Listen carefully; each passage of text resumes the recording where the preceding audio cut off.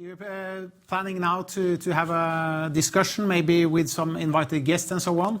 I think now and then we decide to have a long discussion, Johannes and I, about COVID and research and so on. But I think we also take pride in holding the time. So I think we'll do this briefly. But Johannes, there have still been some issues regarding research in particular or in general and microbiome in specific. Can you just give some update on the situation on equipment and so on? Well, thank you, Marius. Yes, definitely.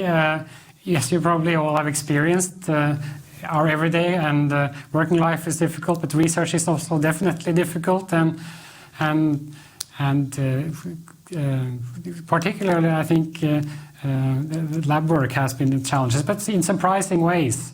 Like, okay, people cannot come into the lab when it's closed down. That's the problem. That it has been activated again. But then you have suddenly there is a lack of production of lab kits, and you may have experienced this as well.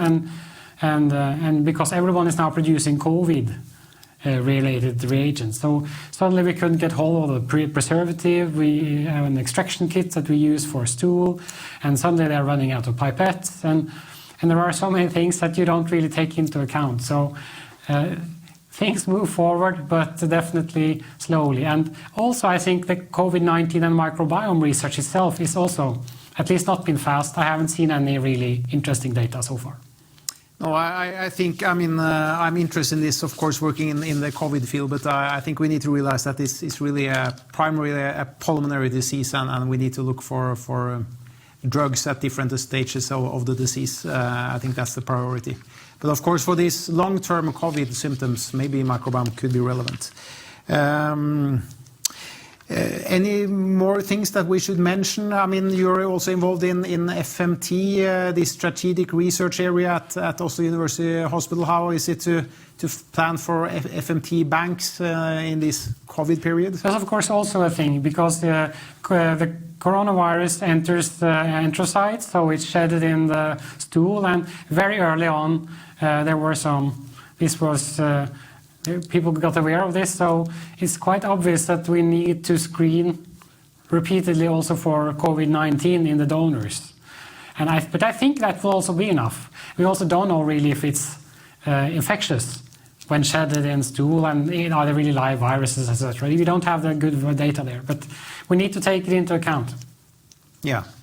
Yeah, and then we of course have Achim, which you heard about, which is also a product that can be used in these times. I think we are reaching the end of the meeting, Johannes. Yes, it's time. I guess we should close at 15:30. We should mention that things will be put on the website, microbiota.no. Yeah. We need to thank everybody organizing this meeting, and this year it has been really Hanne in particular who is chairing this network for us, and has done a very nice work in doing this digital solution here with streaming from the studio. Yes, and I'd like to really thank everyone who has contributed with your abstracts and your very interesting talks, and thanks again to Marius who gave us the keynote lecture in the beginning. Yeah, I think that's it really. This presentation will be put on the website, as you said. You can also contact us there. Hanne will be the contact person for them. Maybe next year we hope also to be able to have some more physical contact and retreats and so on. And anyway, I think we see each other in a year. You have a comment finally? Yes. Yes. Until then, we will try to keep regular meetings, at least in the context and network. So if that's interesting, you should contact Hanne via the website. Yeah. Normally we also have formal evaluations after this meeting. I think we didn't put that out this year, but if you have any comments, just send us emails, and hopefully we will not have to do it this way next year.